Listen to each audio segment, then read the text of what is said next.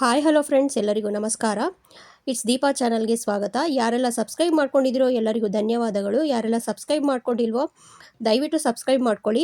ಇವತ್ತಿನ ವಿಡಿಯೋದಲ್ಲಿ ನಾನು ಮಶ್ರೂಮ್ ಬಿರಿಯಾನಿ ಮಾಡೋದು ಹೇಗೆ ಅಂತ ತಿಳಿಸ್ಕೊಡ್ತಾ ಇದ್ದೀನಿ. ಇವತ್ತಿನ ವಿಡಿಯೋದಲ್ಲಿ ನಾನು ಮಶ್ರೂಮ್ ಬಿರಿಯಾನಿ ಮಾಡ್ತಾ ಇದ್ದೀನಿ.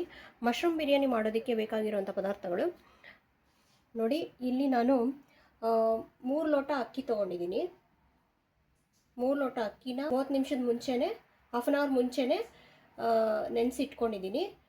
ಮತ್ತು ಇಲ್ಲಿ ಒಂದು 200 ಗ್ರಾಮ್ ಆಗೋಷ್ಟು ಮಶ್ರೂಮ್ಸ್ ತೊಗೊಂಡಿದ್ದೀನಿ. ಅದನ್ನು ತೊಳೆದು ಸಿಪ್ಪೆ ಬಿಡಿಸಿ ತೊಳೆದು ಇಟ್ಕೊಂಡಿದ್ದೀನಿ. ಮತ್ತು 2 ಆನಿಯನ್ನು ದೊಡ್ಡ ಸೈಜ್ದು ಕಟ್ ಮಾಡಿ ಇಟ್ಕೊಂಡಿದ್ದೀನಿ. ಇಲ್ಲಿ ಪುದೀನ ಮತ್ತು ಕೊತ್ತಂಬರಿ ತೊಗೊಂಡಿದ್ದೀನಿ. ಪುದೀನ ಕೊತ್ತಂಬರಿ 2 ಸಮವಾಗಿ ತೊಗೊಂಡಿದ್ದೀನಿ. ಯಾವುದು ಜಾಸ್ತಿ ಇಲ್ಲ, ಯಾವುದು ಕಮ್ಮಿನೂ ಇಲ್ಲ. ಹಾಗೆಯೇ ಶುಂಠಿ ಸ್ವಲ್ಪ, ಬೆಳ್ಳುಳ್ಳಿ ಸ್ವಲ್ಪ, ಮತ್ತು ಖಾರಕ್ಕೆ ಹಸಿಮೆಣಸಿನ್ಕಾಯಿ ಒಂದು 4 ತೊಗೊಂಡಿದ್ದೀನಿ. ಮತ್ತಿಲ್ಲಿ ಮಸಾಲ ಐಟಮ್ಸ್ ಬಂದುಬಿಟ್ಟು, ಪಲಾವ್ ಮಸಾಲ ಐಟಮ್ಸ್ ಬಂದುಬಿಟ್ಟು ಪಲಾವ್ ಎಲೆ, ಚಕ್ಕೆ ಸ್ವಲ್ಪ, 6 ಲವಂಗ, 3 ಏಲಕ್ಕಿ, ಅದೇ ಸ್ಟೋನ್ ಫ್ಲವರ್ ಅಂತ ಬರುತ್ತಲ್ಲ ಅದು ಸ್ವಲ್ಪ, ಮತ್ತು ಇದು ಸ್ಟಾರ್ ಟೈಪ್ ಇರುತ್ತಲ್ಲ ಅದು, ಮರಾಠಿ ಮೊಗ್ಗಲ್ಲ ಅನಿಸುತ್ತೆ, ಸ್ಟಾರ್ ಟೈಪ್ ಇರುತ್ತಲ್ಲ ಫ್ಲವರು, ಅದು ಹೆಸರು ಗೊತ್ತಿಲ್ಲ ನನಗೆ. ಮತ್ತು ಇದು ಬಂದ್ಬಿಟ್ಟು ಅರಿಶಿಣದ ಪುಡಿ, ಮತ್ತು ಸಾಸಿವೆ, ಎಣ್ಣೆ ಅರ್ಧ ಕಪ್ ತೊಗೊಂಡಿದ್ದೀನಿ. ಮತ್ತು ಟೊಮೊಟೊನ ರುಬ್ಬಿ ಇಟ್ಕೊಂಡಿದ್ದೀನಿ. ಮತ್ತು ರುಚಿಗೆ ಉಪ್ಪು. ಇವತ್ತು ರೈಸ್ ಕುಕ್ಕರಲ್ಲಿ ಮಶ್ರೂಮ್ ಬಿರಿಯಾನಿ ಮಾಡ್ತಾಯಿದ್ದೀನಿ. ಅದಕ್ಕೋಸ್ಕರ ನಾನು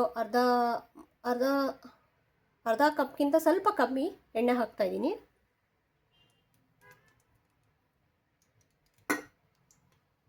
ಸ್ವಲ್ಪ ಸಾಸಿವೆ ಹಾಕ್ತಾಯಿದ್ದೀನಿ. ಈಗ ಸಾಸಿವೆ ಇದಾಗಿದೆ, ಫ್ರೈ ಆಗಿದೆ. ಆನಿಯನ್ಸ್ ಹಾಕ್ಕೊಳ್ತಾ ಇದ್ದೀನಿ.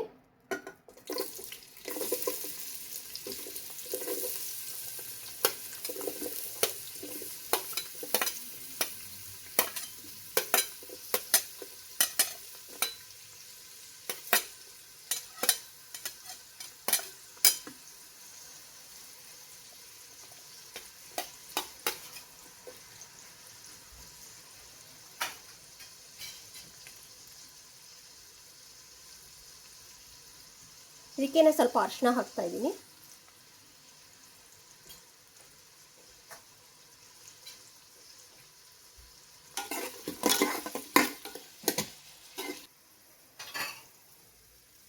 ಸ್ವಲ್ಪ ಉಪ್ಪು ಹಾಕ್ತೀನಿ. ಸ್ವಲ್ಪ ಉಪ್ಪು ಹಾಕಿದ್ರೆ ಬೇಗ ಇದಾಗುತ್ತೆ, ಫ್ರೈ ಆಗುತ್ತೆ.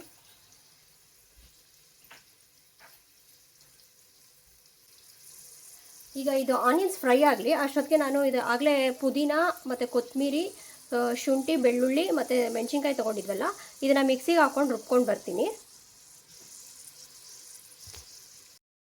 ಈಗ ರುಬ್ಕೊಂಡಿದ್ದೀನಲ್ಲ ಪುದೀನ ಮತ್ತು ಜಿಂಜರ್ ಗಾರ್ಲಿಕ್ಕು ಮತ್ತು ಹಸಿಮೆಣಸಿನ್ಕಾಯಿ, ಆ ಪೇಸ್ಟ್ನ ಹಾಕ್ತಾಯಿದ್ದೀನಿ.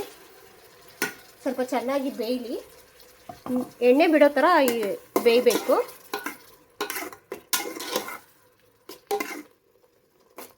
ಎಣ್ಣೆ ಬಿಡೋ ಥರ ಇರುತ್ತೆ ಆ ಟೈಮಲ್ಲಿ.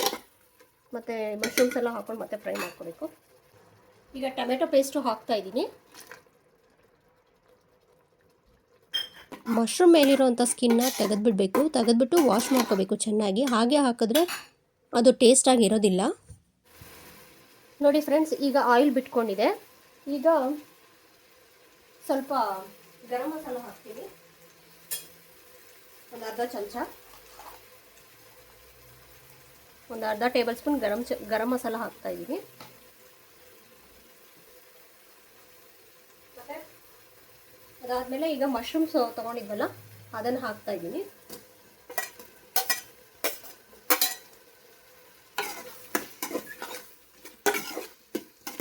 ಮಶ್ರೂಮ್ಸ್ ಎಲ್ಲ ಏನು ಬೇಗ ಬೆಂದೋಗುತ್ತೆ, ಅದಕ್ಕೆಲ್ಲ ಏನು ತುಂಬ ಹೊತ್ತೇನು ಬೇಯಿಸೋ ಅವಶ್ಯಕತೆ ಇಲ್ಲ.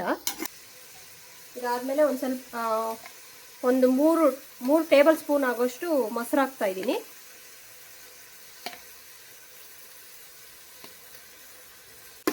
ನಾನು ಇವತ್ತು ಮಸಾಲ ಐಟಮ್ಸ್ ಎಲ್ಲ ಸ್ವಲ್ಪ ಕಮ್ಮಿ ತೊಗೊಂಡಿದ್ದೀನಿ. ನೀವು ಬೇಕಾದರೆ ಸ್ವಲ್ಪ ಜಾಸ್ತಿ ತೊಗೋಬೋದು. ಏಕೆಂದರೆ ಸ್ವಲ್ಪ ಒಂದೊಂದು ಸತಿ ಗ್ಯಾಸ್ಟ್ರಿಕ್ ಪ್ರಾಬ್ಲಮ್ಮು ಇಲ್ಲ ಹೊಟ್ಟೆ ಉಬ್ಬರ ಬರೋದು, ಹೊಟ್ಟೆ ನೋವು ಬರೋದು ಆ ಥರ ಎಲ್ಲ ಆಗುತ್ತೆ, ಡೈಜೆಷನ್ ಆಗೋದಿಲ್ಲ. ಆದ್ದರಿಂದ ಎಲ್ಲ ಸ್ವಲ್ಪ ಕಮ್ಮಿ ತೊಗೊಂಡಿದ್ದೀನಿ. ನೀವು ಬೇಕಾದರೆ ಸ್ವಲ್ಪ ಖಾರ ಎಲ್ಲ ಜಾಸ್ತಿ ಬೇಕಾದರೆ ನೀವು ಸ್ವಲ್ಪ ಎಲ್ಲವನ್ನು ಜಾಸ್ತಿ ತೊಗೋಬೋದು. ಇದು ಬೇಗ ಆಗಿಬಿಡುತ್ತೆ ಫ್ರೆಂಡ್ಸ್, ಟೈಮ್ ಏನು ತೊಗೊಳ್ಳಲ್ಲ ಜಾಸ್ತಿ ಹೊತ್ತು. ಇದು ಸುಲಭವಾಗಿ ಮಾಡೋವಂಥ ವಿಧಾನ. ಇನ್ನೊಂದು ರೀತಿ ಇದೆ, ಅದು ಮಸಾಲ ಎಲ್ಲ ರುಬ್ಕೊಂಡು ಮಾಡೋದು, ತೆಂಗಿನಕಾಯಿ ಎಲ್ಲ ಹಾಕಿ. ಅದನ್ನು ಇನ್ನೊಂದು ಮುಂದಿನ ವಿಡಿಯೋಗಳಲ್ಲಿ ಮಾಡೋದಕ್ಕೆ ಟ್ರೈ ಮಾಡ್ತೀನಿ. ಇದೂ ತುಂಬಾ ಸುಲಭ ಹಾಗೂ ಟೇಸ್ಟಿಯಾಗೂ ಇರುತ್ತೆ, ಅದು ಇನ್ನೂ ಚೆನ್ನಾಗಿರುತ್ತೆ. ಈಗ ರೈಸ್ ಹಾಕ್ಕೊಳ್ಳೋಣ. ರೈಸು ನೆನೆಸಿಟ್ಕೊಂಡಿದ್ದಲ್ಲ, ನಾನು ಯೂಸ್ ಮಾಡ್ತಾ ಇರೋಂಥ ಅಕ್ಕಿ ಬಂದ್ಬಿಟ್ಟು ಇವತ್ತು ಬಾಸುಮತಿ ಅಕ್ಕಿ. ಅದನ್ನು 30 ನಿಮಿಷದ ಮುಂಚೆನೇ ನೆನೆಸಿಟ್ಕೊಂಡಿದ್ದೆ. ಆ ಥರ ನೆನೆಸಿಟ್ಕೊಂಡ್ರೆ ನಿಮಗೆ ಸಾಫ್ಟಾಗಿ ಬರುತ್ತೆ, ಹಾಗೆ ಉದ್ರುದ್ರಾಗಿ ಬರುತ್ತೆ, ಮತ್ತು ಬೇಗನೂ ಕುಕ್ ಆಗುತ್ತೆ. ಈ ಕಪ್ಪಲ್ಲಿ ನಾನು 3 ಲೋಟ ಅಕ್ಕಿ ತೊಗೊಂಡಿದ್ದೆ.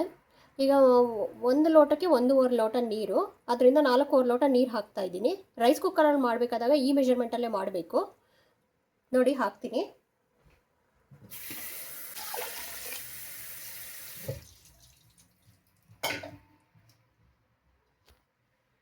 ಈಗ ಕಲಿಸ್ಕೊಂಡು ಉಪ್ಪು ಹಾಕ್ಕೋಬೇಕು. ಉಪ್ಪು ಆಗಲೇ ಒಂದು ಸ್ವಲ್ಪ ಹಾಕಿದ್ದೆ, ಇವಾಗ ಇನ್ನೊಂದು ಸತಿ ಹಾಕ್ತಾ ಇದ್ದೀನಿ.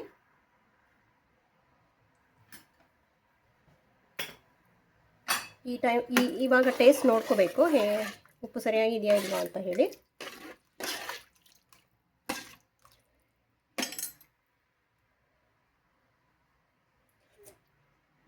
ಸರಿಯಾಗಿದೆ. ಈಗ ಅದು ಕುಕ್ಕರ್ ಒಂದು 20 ಮಿನಿಟ್ಸ್ ತೊಗೊಳುತ್ತೆ. 20 ಮಿನಿಟ್ಸ್ ಆಗಿದ ತಕ್ಷಣ ಮಶ್ರೂಮ್ ಬಿರಿಯಾನಿ ರೆಡಿ ಆಗಿದೆ ಅಂತ ಅರ್ಥ. ಇದನ್ನು ಮುಚ್ಚಿಟ್ಬಿಡೋಣ.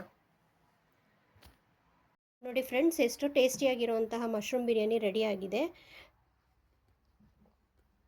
ಇದ್ರ ಜೊತೆಗೆ ಮೊಸರು ಬಜ್ಜಿ ಮಾಡ್ಕೊಂಡು ತಿಂದರೆ ಚೆನ್ನಾಗಿರುತ್ತೆ, ಚಟ್ನಿ ಮಾಡ್ಕೊಂಡ್ರು ತಿಂದರೂ ಚೆನ್ನಾಗಿರುತ್ತೆ, ಮತ್ತು ಬೆಳಗ್ಗೆ ಟಿಫನ್ ಆಗಿ ಮಾಡ್ಕೊಂಡು ತಿಂದರೂ ಚೆನ್ನಾಗಿರುತ್ತೆ, ಇಲ್ಲ ಮಧ್ಯಾಹ್ನ ಲಂಚಿಗೆ ಮಾಡ್ಕೊಂಡು ತಿಂದರೂ ಚೆನ್ನಾಗಿರುತ್ತೆ, ಇಲ್ಲ ಈವ್ನಿಂಗು ಡಿನ್ನರ್ ಮಾಡ್ಕೊಂಡು ತಿಂದರೂ ಚೆನ್ನಾಗಿರುತ್ತೆ. ನೀವು ಒಂದು ಸತಿ ಮನೇಲಿ ಟ್ರೈ ಮಾಡಿ ನೋಡಿ ಫ್ರೆಂಡ್ಸ್. ಸಿಲ್ವರ್ ಐಟಮ್ಸು ನಾವು ಎಷ್ಟೇ ಸಲ ಯಾವುದ್ರಲ್ಲಾದರೂ ಕ್ಲೀನ್ ಮಾಡಿದ್ರೆ ಅದು ಬೇಗ ಕಪ್ಪಾಗಿಬಿಡುತ್ತೆ. ಅದನ್ನು ಹೇಗೆ ಈಸಿಯಾಗಿ ಕ್ಲೀನ್ ಮಾಡ್ಕೋಬೋದು ಇನ್ಸ್ಟಂಟಾಗಿ ಅನ್ನೋದನ್ನು ತೋರಿಸ್ತಾ ಇದ್ದೀನಿ.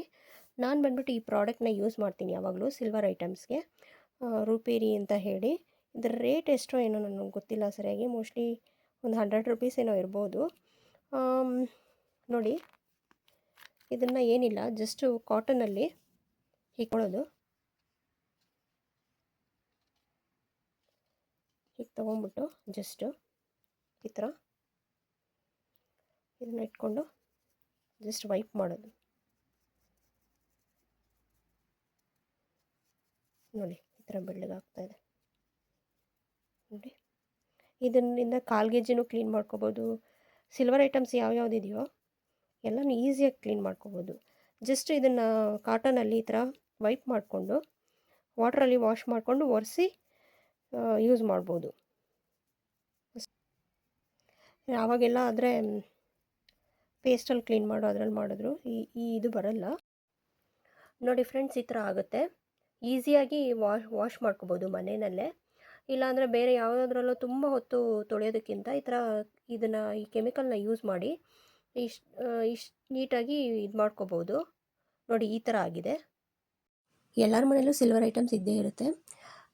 ಹೇಗೆ ಕ್ಲೀನ್ ಮಾಡ್ಕೊಳ್ಳೋದು ಅಂತ ಹೇಳಿಕೊಟ್ಟೆ. ಈ ಟಿಪ್ಸು ನಿಮಗೆ ಎಲ್ಲರಿಗೂ ಯೂಸ್ ಆಗಿರುತ್ತೆ ಅಂತ ಅಂದ್ಕೊಂಡಿದ್ದೀನಿ. ಮುಂದಿನ ವಿಡಿಯೋದಲ್ಲಿ ಭೇಟಿಯಾಗೋಣ ಫ್ರೆಂಡ್ಸ್. ಯಾರೆಲ್ಲ ಸಬ್ಸ್ಕ್ರೈಬ್ ಮಾಡ್ಕೊಂಡಿದ್ದೀರೋ ಎಲ್ಲರಿಗೂ ಧನ್ಯವಾದಗಳು. ಯಾರೆಲ್ಲ ಸಬ್ಸ್ಕ್ರೈಬ್ ಮಾಡ್ಕೊಂಡಿಲ್ವೋ ದಯವಿಟ್ಟು ಸಬ್ಸ್ಕ್ರೈಬ್ ಮಾಡ್ಕೊಳ್ಳಿ. ಎಲ್ಲರಿಗೂ ಧನ್ಯವಾದಗಳು. ನಮಸ್ಕಾರ.